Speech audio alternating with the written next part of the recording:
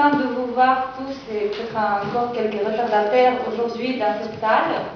Moi, je m'appelle Olga Nikolaeva, je suis membre de l'association Russie Liberté ici en France. Et donc, je vous présente aujourd'hui nos invités pour parler de la Constitution russe, parce que c'est la journée de la Constitution russe, mais bien sûr, principalement, on va aborder le sujet de l'actualité politique en Russie aujourd'hui. Qu'est-ce que ça donne ce régime qui a oublié ce document fondamental pour le régime de droit en Russie? Donc, je commence notre invité de ce soir, Nicolas Garder, qui est avocat au barreau de Paris, enseignant à l'université Paris-Descartes et à HES. Il finalise actuellement une thèse sur les origines et les modèles de la Constitution russe de 1993. Ensuite, je pense qu'on va donner la parole à Alexei Makarkin, qui est politologue et qui est aussi le vice-président du Centre de technologie politique à Moscou. Donc il est notre invité, vient d'arriver aujourd'hui en France. Et ensuite, il y a Marie Mandras, qui est politologue au CNRS et directrice de l'Observatoire de la Russie au Centre d'études et de recherche internationale Syrie Sciences Po. Elle est aussi auteure du livre Russian Politics, The Paradox of a Big State, qui vient de sortir en 2012. Donc voilà. On a dû aussi avoir Maxime Philandrov, mais malheureusement, il a eu l'empêchement de dernière minute, donc il ne pouvait pas venir. Mais j'espère qu'on aura, c'est l'objectif en tout cas pour moi, des grands débats à la fin de nos interventions. Et je vous invite vraiment de poser des questions à nos invités, se poser des questions à vous-même, parce que c'est toujours intéressant de réfléchir sur cet ordre politique plutôt qu'on a aujourd'hui en Russie. Merci, je laisse la parole à Nicolas Garder. Merci.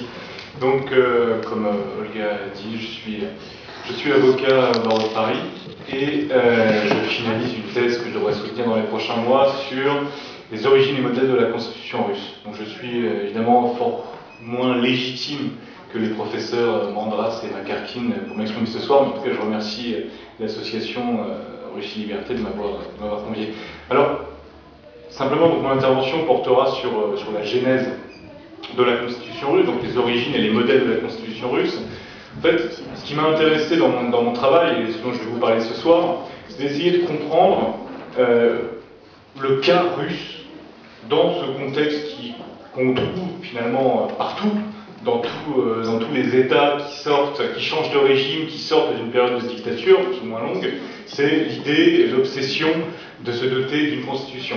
Il suffit de regarder, suite aux révolutions arabes, la situation en Tunisie, la situation en Égypte, l'obligation pour fonder ce nouvel État, ce nouveau régime, de se doter d'une nouvelle constitution. Et le cas russe est particulièrement intéressant de ce point de vue, du fait de la longueur du processus, du nombre assez extraordinaire de projets constitutionnels alternatifs qui ont été proposés au cours de cette période particulièrement longue. Si on part simplement de 1990, de la déclaration d'indépendance de la Russie, du 12 juin 1990, on est sur une période de 3 ans et demi à se chercher une constitution. Donc voilà, le cas russe est assez passionnant de ce point de vue. Et la question qui se pose nécessairement quand on cherche à se doter d'une constitution, c'est celle des modèles. C'est-à-dire quel modèle va-t-on suivre? Alors si vous voulez, en droit constitutionnel, vous avez deux grands modèles théoriques qui sont le régime présidentiel et le régime parlementaire. Le régime présidentiel correspond empiriquement au modèle américain, au régime américain, c'est-à-dire une séparation qu'on va dire stricte, mais bon, ça n'a pas grand sens, puisqu'il y a une collaboration étroite des pouvoirs, comme vous le savez, mais une séparation stricte, c'est-à-dire pas de gouvernement authentique, pas de responsabilité de ce gouvernement devant le Parlement, devant le Congrès américain, et pas de possibilité pour le président, le chef de l'exécutif, de dissoudre l'une ou l'autre des chambres qui composent le Parlement, donc en l'occurrence, finalement, la chambre basse, c'est-à-dire la chambre des représentants au niveau américain. Ça, c'est le premier modèle, le régime présidentiel, le régime des États-Unis d'Amérique. Après, vous avez un autre modèle théorique, qui est celui du régime parlementaire. Le régime parlementaire, qui correspond historiquement au modèle anglais, c'est un exécutif Il y a un gouvernement qui est responsable devant le Parlement, donc devant la Chambre des communes en Grande-Bretagne, et la possibilité pour le chef de cet exécutif, c'est-à-dire le Premier ministre, en l'occurrence, de dissoudre cette Chambre des communes. Donc l'exécutif peut dissoudre le législatif, et l'exécutif est responsable, une sorte d'équilibre, comme ça, devant le législatif. Donc voilà les deux grands modèles, à la fois théoriques et empiriques, qui étaient à disposition des constituants russes, au moment où justement ceux-ci cherchent à se doter d'une constitution, de la première constitution voulue comme authentiquement démocratique, libérale, donc s'inscrivant dans ce qu'on appelle le constitutionnalisme, si vous voulez. C'est-à-dire pas la constitution comme simplement un document, un bout de papier qui renverrait à l'histoire, si vous voulez, de l'Union soviétique et de la tradition soviétique de constitution, qui ne reflétait pas réellement la réalité du pouvoir politique tel qu'il était pratiqué en Union soviétique. C'est-à-dire que ça décrivait une certaine pratique, une certaine réalité, c'était pas des documents qui étaient intrinsèquement faux, pour autant le réel centre du pouvoir, sauf dans la dernière constitution de 77, la constitution soviétique de 77, c'est-à-dire le Parti communiste, n'apparaissait pas réellement dans son rôle dirigeant dans la constitution. Donc forcément, quand on veut se doter d'une constitution démocratique et libérale, on regarde du côté des modèles occidentaux, et on regarde donc du côté des États-Unis, de la Grande-Bretagne, et éventuellement de la France, puisque la France a un système qui est apparu assez rapidement, assez attractif pour les Russes, pour les constituants russes, mais je vais y revenir. Simplement, bien comprendre que vous avez le 12 juin 90, vous avez la déclaration d'indépendance de la Russie. Donc c'est extrêmement fort, et seulement quelques jours plus tard, pour vous montrer qu'il y a vraiment une sorte d'automaticité dans le fait de créer un nouvel État, un nouveau régime, et de vouloir se doter d'une nouvelle constitution, dès le 16 juin, le Congrès des députés du peuple crée une commission constitutionnelle, donc la commission constitutionnelle russe, qui va avoir deux missions. C'est déjà de proposer des amendements à la constitution russe de 1978, c'est-à-dire qui suivait, qui était un peu le décalque, peu de choses près, de la constitution soviétique de 77. C'est une pratique assez systématique dans l'histoire constitutionnelle soviétique, c'est que vous avez la constitution fédérale soviétique, et puis quelques mois plus tard, un an plus tard, vous avez dans chacune des républiques l'adoption d'une constitution qui reprend quasiment intégralement le texte soviétique. Et donc sa première mission, c'était de proposer des amendements pour améliorer la constitution de 78.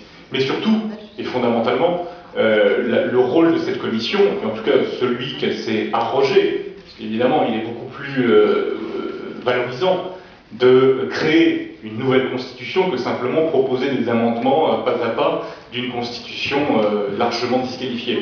Donc sa mission principale, ça a été de rédiger cette fameuse constitution démocratique pour la Russie.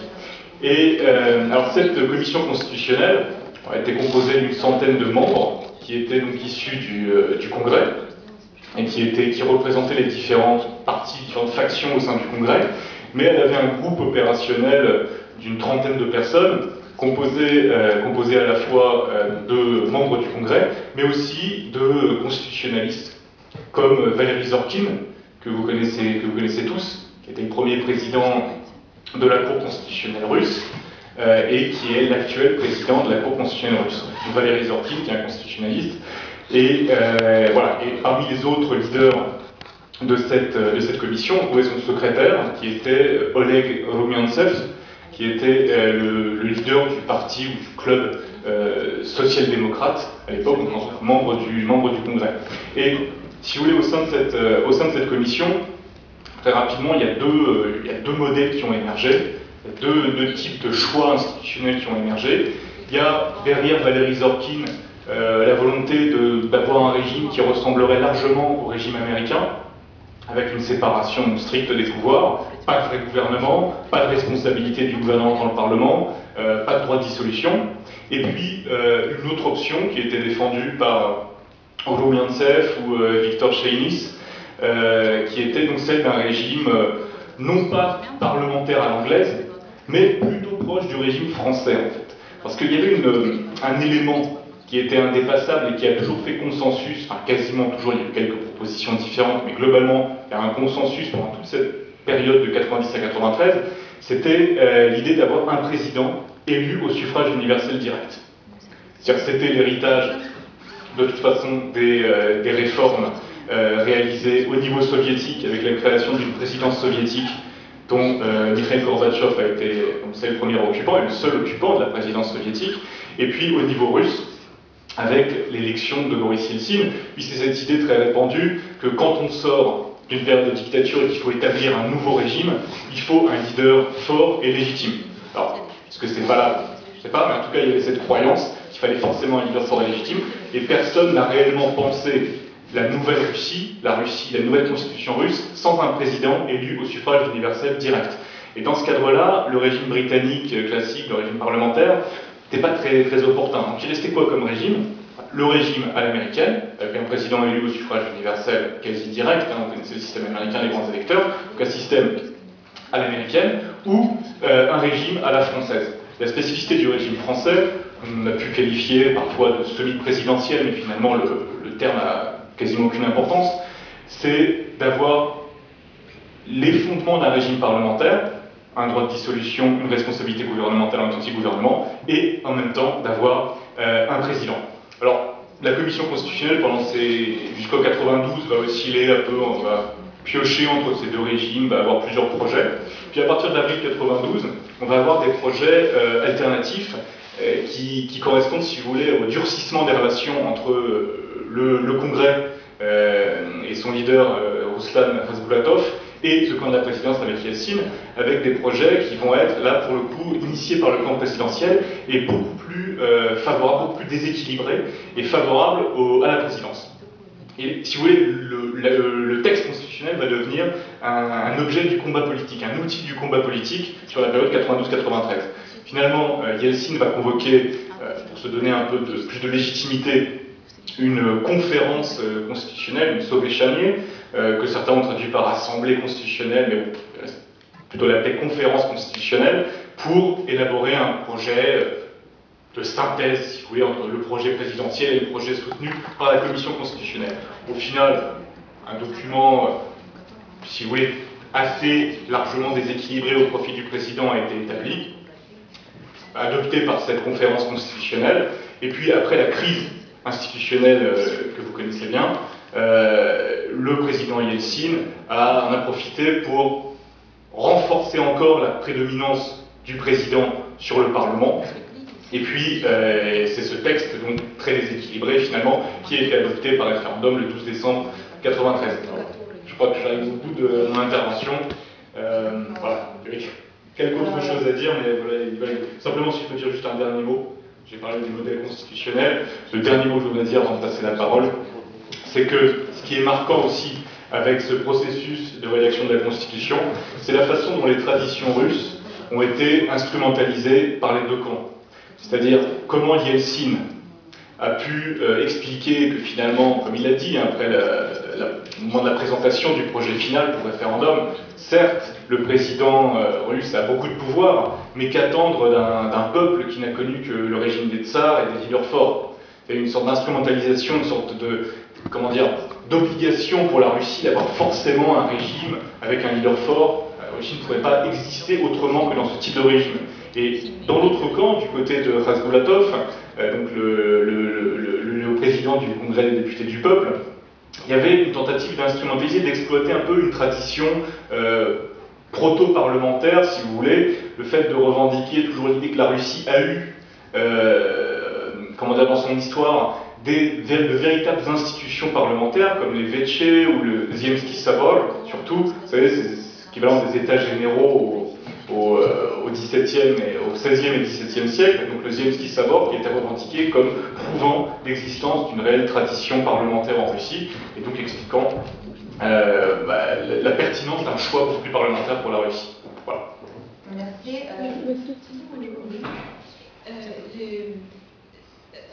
Je voulais juste, si vous permettez, ajouter un petit mot, parce que comme j'étais au cœur de ces discussions en Russie même, en 91, 92, 93, Et j'ai reçu Roumiantsev et Cheynis et tous ces constitutionnalistes chez nous à Paris, à Sciences Po, en 90, 91, 92.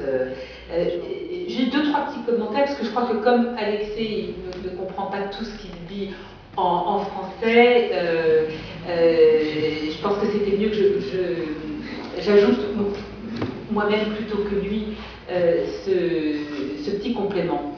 Le problème principal des constitutionnalistes, des hommes politiques de la Fédération de Russie, pas de la Russie, de la Fédération de Russie, pendant ces années, c'est le problème fédéral. Et donc, bien entendu, il y avait des débats sur comment faire pour qu'il y ait un président et qu'il n'ait pas tous les pouvoirs. D'ailleurs, vous n'avez pas eu le temps de le mentionner, puisqu'il est assez drôle, mais comme effectivement le modèle américain était assez présent, il y a eu un vice-président et qui a fait la rébellion avec le chef du Parlement, le président du Parlement, Raskolnikov, c'était un général en plus. Donc, après la rébellion du vice-président avec le président du Parlement en septembre-octobre 1993, l'institution de la vice-présidence a disparu du projet de la Constitution. Mais ce qui était le vrai casse-tête, c'était la forme fédérale de l'État. Ce que Nicolas Gardner n'a pas eu le temps de dire dans son résumé chronologique, mais le conflit est venu du fameux projet traité de la Fédération en 1992. Et on sait aussi que le coup d'État contre Gorbatchev en août 1991 était venu du débat sur un nouveau projet de fédération soviétique. Donc, le problème clé, c'est vraiment comment est-ce qu'on fait pour organiser une structure étatique fédérale pour cette fédération de Russie qui elle-même était prise dans la fédération soviétique. Donc on était dans un matrioshka constitutionnel, juridique, et absolument incroyable, puisque vous savez que pendant l'année 90 et l'année 91, les 150 millions de personnes qui vivaient dans la République soviétique fédérative de Russie avaient deux présidents, le président Yeltsin et puis le président Gorbatchev, qui était toujours président de l'URSS. Donc on pourra en reparler si vous voulez tout à l'heure, mais je pense que l'aspect fédération, et d'ailleurs j'y reviendrai tout à l'heure dans mon petit exposé, je crois que le problème du fédéralisme reste le problème numéro un de la Russie. Et il ne faut pas oublier aussi que il y a eu référendum, et il y aura de nouveau un référendum en décembre 1993, le jour aussi des élections aux nouvelles institutions parlementaires. Donc c'était un peu contradictoire parce qu'on faisait voter les citoyens en même temps sur un projet de constitution, et on leur demandait d'élire leurs députés et leurs représentants au Conseil de la Fédération, donc les deux chambres, alors que on était toujours dans ce que vous avez très bien montré, c'est-à-dire un système transitoire où on était toujours sur l'édifice bricolé et recolmaté de l'ancienne constitution de la RSFSR de 1978. Donc il faut bien voir voilà. Et ce référendum qui s'est tenu, je crois, le 12 décembre, oui, puisque c'est le jour de la Constitution, donc le 12 décembre 1993, est un référendum qui s'est tenu dans des conditions très controversées, et que le résultat même de l'approbation de ce texte constitutionnel,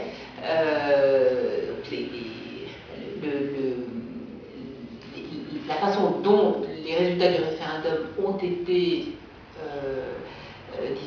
évalués, reste extrêmement controversé, puisque sur les 89 territoires qui composaient à l'époque la Fédération de Russie, 2 avaient refusé d'organiser le vote sur le texte de la Constitution, la Tchétchénie Tchétchénie et le Tatarstan, et une vingtaine des régions et républiques qui avaient organisé le vote avaient voté contre ce projet de constitution.